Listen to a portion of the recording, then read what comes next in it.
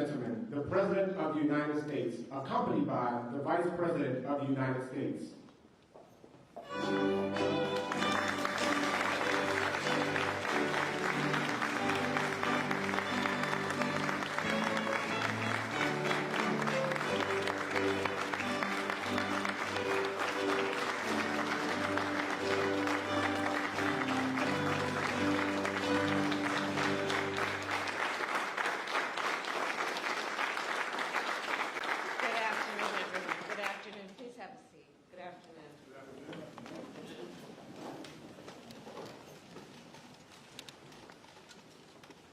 President Joe Biden, members of our cabinet, members of Congress, community leaders, law enforcement officials.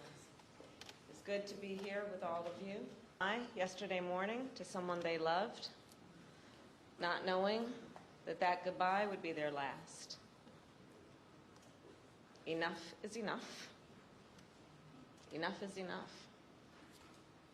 As the President said last night, we must have the courage to stand up to the gun lobby and pass reasonable gun safety laws.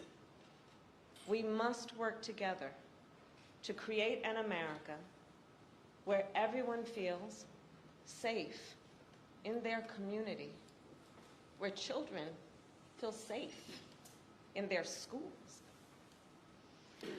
And of course, that responsibility that we collectively have to ensure that all people feel safe in their community is what brings us together today. It is an honor to be joined by the families of George Floyd, Breonna Taylor, and many others. And I've met many of you before, and many times.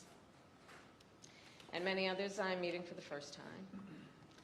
I am moved, as always, by your courage. You have felt so much pain, and you have endured unimaginable grief. You have experienced the anguish of losing someone you love and cherish. And yet, you are here, as you have been throughout the days of your grief, standing selflessly, full of grace and resilience, to speak up, to speak out, often against odds, great odds, to fight for a world where no one has to experience what you have been through. Your loved ones should be with us today. You should not have to mourn. You should never have had to mourn in order for our nation to feel your pain and to understand what is wrong and to agree that something must be done. I know it is a particularly difficult day for the Floyd family. 2 years ago today, a brother, a son, a father was taken from you. We will never forget what happened that day. The eyes of the world, literally, were on what happened that day. And collectively, we remain horrified by what we witnessed. And we are here today in memory of George Floyd and all those we have lost to take action. The law enforcement officers of our nation, well, they swear an oath to protect and to serve. And the vast majority do so honorably. Yet we know, too often, when there is a use of biased policing and excessive force, when that occurs, it too often is not met with accountability. Denying equal justice, not just to individuals, but to whole communities, and therefore to our nation as a whole.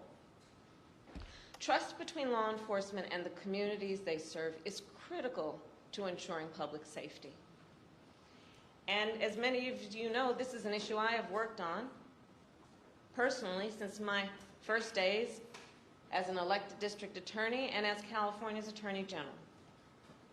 As a United States Senator, I, together with Senator Cory Book, Congresswoman Karen Bass, introduced legislation to advance much-needed reforms. That legislation would have ensured greater transparency and increased accountability. We later named it the George Floyd Justice and Policing Act. And it was passed because of the strength of the leadership in the House of Representatives through the House of Representatives. However, last fall, Senate Republicans rejected the George Floyd Justice and Policing Act. They walked away from their moral obligation to address what caused millions of Americans to march in the streets. The critical need that a coalition of Americans were demanding, were pleading for in terms of reform and accountability. At the time, President Joe Biden and I, and all of us here, we made clear, and we vowed that we would explore every action available to us at the executive level to advance the cause of justice in our nation. In a moment, our President will sign an executive order that takes dozens of important actions to advance effective, accountable policing, to strengthen trust between law enforcement and the communities they serve, and to help us fight crime and promote public safety. This order will help protect our communities, and it will help keep members of law enforcement safe on the job. These actions are a result of input and collaboration from a broad set of partners, many of whom are here today, civil rights leaders, members of Congress, in particular members of the Congressional Black Caucus, and I see Madam Chair here with us today, leading law enforcement groups, and of course the families of the victims. We know this executive order will not take away your pain,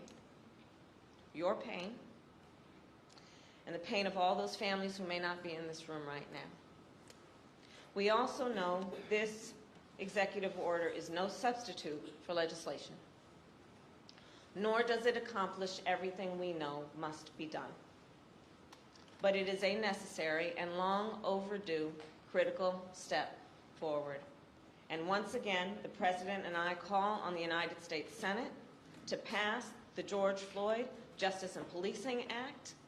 And once again, we vow that we will do everything in our power to protect public safety, to support law enforcement, and to address this issue of racial injustice wherever it exists.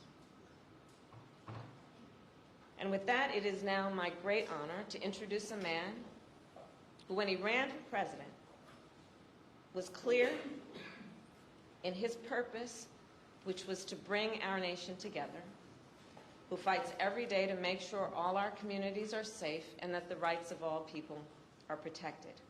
The President of the United States, Joe Biden.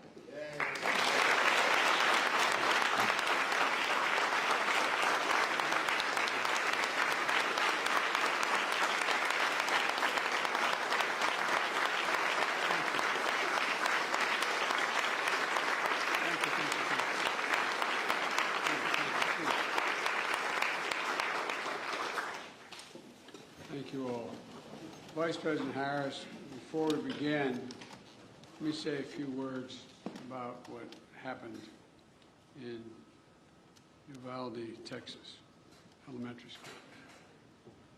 Since I spoke last night, the confirmed death toll has tragically climbed, including another teacher and three more students.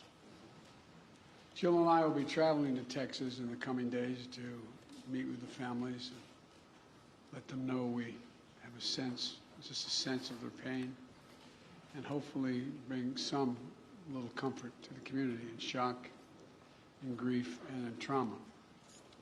As a nation, I think we all must be there for them, everyone. And we must ask, when in God's name will we do what needs to be done to, if not completely stop, fundamentally change the amount of the carnage that goes on in this country? To state the obvious, and Corey and a lot of other people here, I'm sick and tired. I'm just sick and tired of what's going on and continues to go on. I spent my career as chairman of the Judiciary Committee and as vice president working for common sense gun reforms.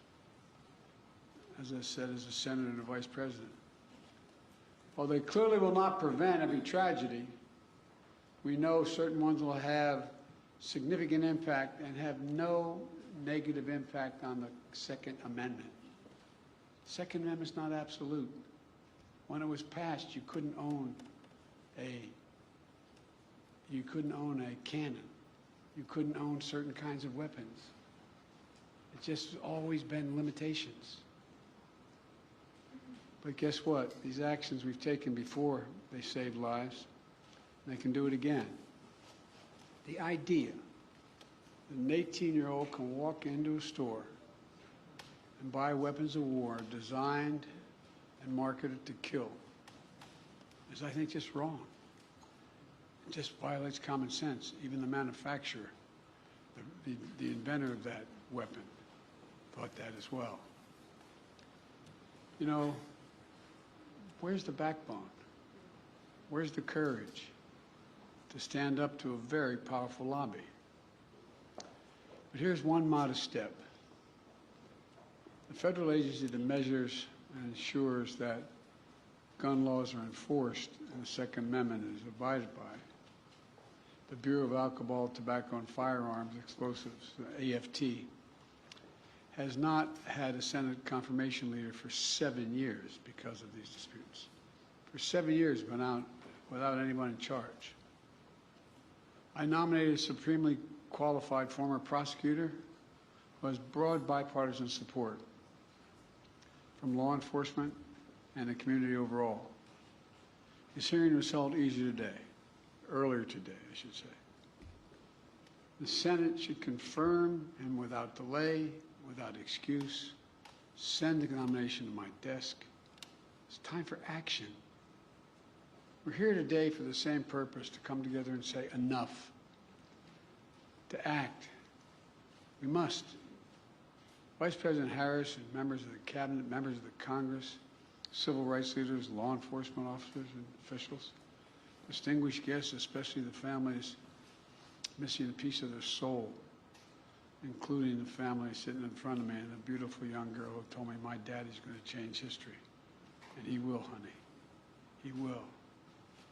They've lost a piece of their soul 2 years ago as well. You know, I know events remembering your loved ones, even though they're met with great reverence, are really hard. Everything's come back as if it was happening yesterday. But in your own ways, you've each of you, whose family's been victimized, have summoned the courage to find purpose through your pain, to stir justice that's been too long dormant, and to give hope while in need of hope yourself. That's why the executive order I'll be signing today is so important in my view. It's a measure of what we can do together to heal the very soul of this nation, to address profound fear and trauma, exhaustion, that particularly Black Americans have experienced for generations, and to channel that private pain and public outrage into a rare mark of progress for years to come. 2 summers ago, in the middle of the pandemic, we saw protests across the nation, the likes of which you hadn't seen since the 1960s. They unified people of every race and generation. Athletes and sports leagues boycotted and postponed games.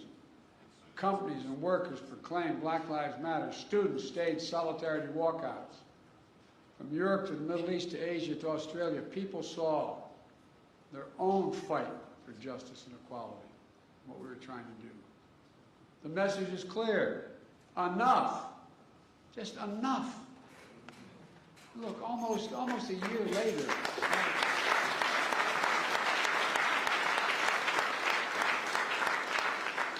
Almost a year later, a jury in Minnesota stepped up and they found a police officer guilty of murdering George Floyd, with officers and even a police chief taking the stand to testify against misconduct of their colleagues.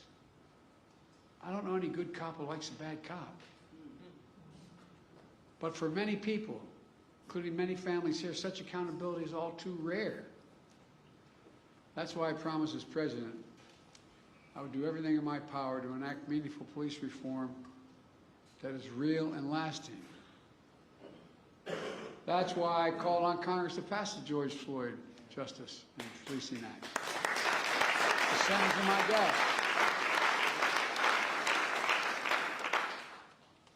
So I'm asked why I haven't done this executive order earlier. If I'd done it, I was worried it would undercut the effort to get the law passed. This is a call to action based on a basic truth. Public trust, as any cop will tell you, is the foundation of public safety. If they're not trusted, the population doesn't contribute, doesn't cooperate. Two sides of the same coin, inextricably linked. And the principles of fairness and equal justice are at the core of each of them. For the wheels of justice are propelled by the confidence that people have in their system of justice. Without that confidence, crimes will go unreported. Witness fear to come forward. Cases go unsolved. Victims suffer in isolation while perpetrators remain free. And ironically, police are put in greater danger. Justice goes undelivered. Without public trust, law enforcement can't do its job of serving and protecting all of our communities. But as we've seen all too often, public trust is frayed and broken, and that undermines public safety. The families here today and across the country who've had to ask why this nation, why so many black Americans wake up knowing they could lose their life in the course of just living their lives today. Simply jogging, shopping, sleeping at home. Whether they made headlines or not, lost souls gone too soon. Members of Congress, including many here today, like Senator Cory Booker and Congressman Karen Bass, alongside members of the Congressional Black Caucus, House and Senate Judiciary Committees, spent countless hours on the George Floyd Justice and Policing Act to find a better answer to that question. I sincerely thank you all for your tireless efforts, but they're not over.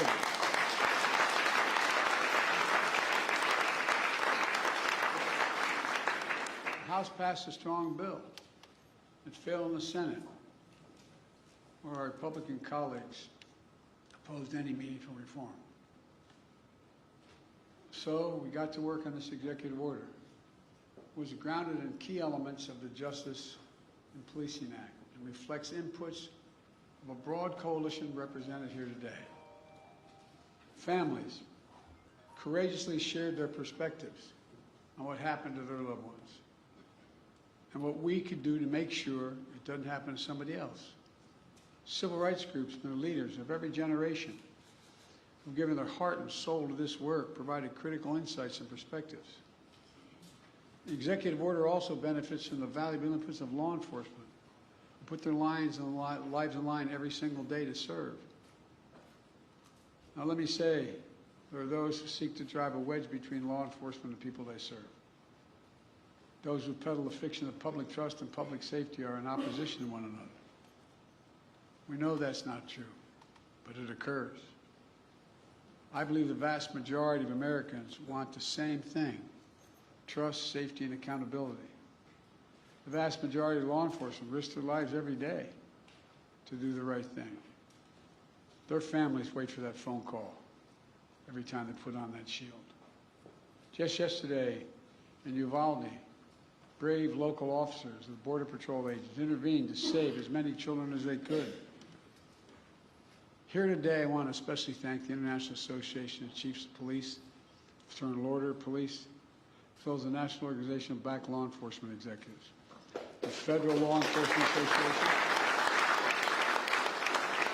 the Police Executive Research Forum, Major Cities Chiefs Association, and others who stepped up and endorsed what we're talking about today. As divided as this nation can feel, today we're showing the strength of our unity. It matters. This executive order is going to deliver the most significant police reform in decades. It applies directly under law to only 100,000 federal law enforcement officers, all the federal law enforcement officers.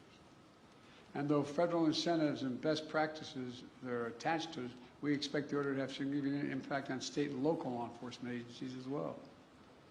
Here are the key parts. First, the executive order promotes accountability. It creates a new national law enforcement accountability database to track records of misconduct so that an officer can't hide the misconduct. It strengthens the pattern and practice investigation to address systematic misconduct in some departments. It mandates all federal agents wear and activate body cameras while on patrol. Second, the executive order raises standards, bans chokeholds, restricts no-knock warrants, tightens use of force policies to emphasize de-escalation and duty to intervene to stop another officer from using executive force, just as occurred. It didn't occur, but people testified it didn't occur in George Floyd's case.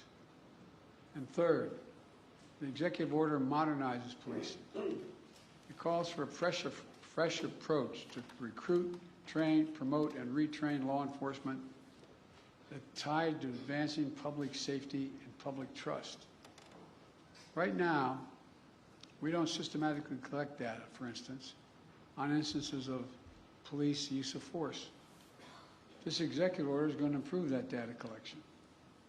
There's a lot more as well. The bottom line of the executive order includes reforms that have long been talked about or are finally implemented at federal level. And it comes at a critical time. By building trust, we can strengthen public safety, and we can more effectively fight crime in our communities. And we can do one more thing. We can show what's possible when we work together. Look, I know progress can be slow and frustrating. And there's a concern that the reckoning on race inspired 2 years ago is beginning to fade. But acting today, we're showing that our dear friend, the late John Lewis, Congressman, wrote in his final words after his final march for justice in July of 2020. He said, "Democracy is not a state. It is an act. Democracy is not a state. It's an act, an affirmative act." Today we're acting. We're showing that speaking out matters, being engaged matters, and that the work of our time, healing the soul of this nation, is ongoing and unfinished and requires all of us never to give up, always to keep the faith. I close with this.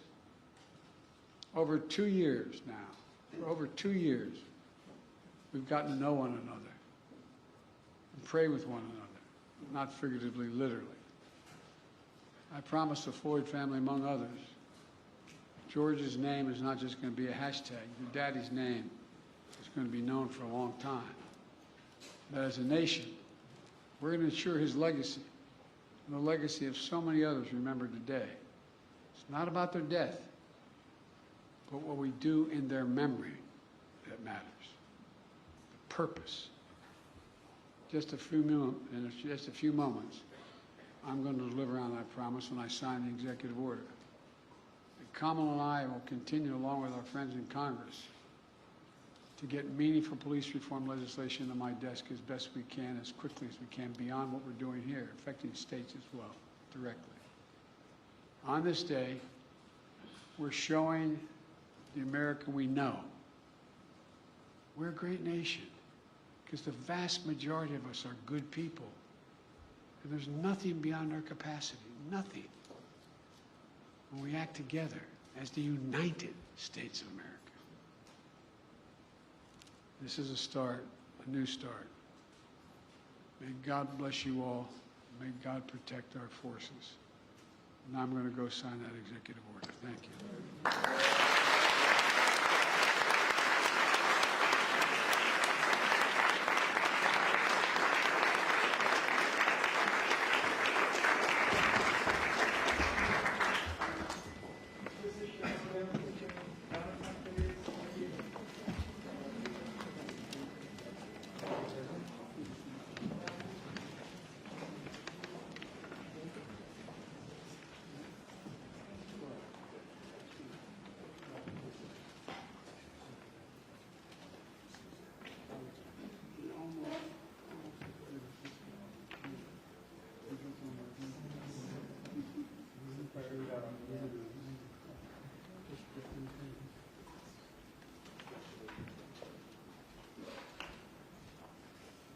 I'm about to sign Advancing Executive Accountable Policing and Criminal Justice Practices to Enhance Public Trust and Public Safety. And since I only have one pen, you're all going to get a copy of this. I don't have to do one stroke at a time with each pen.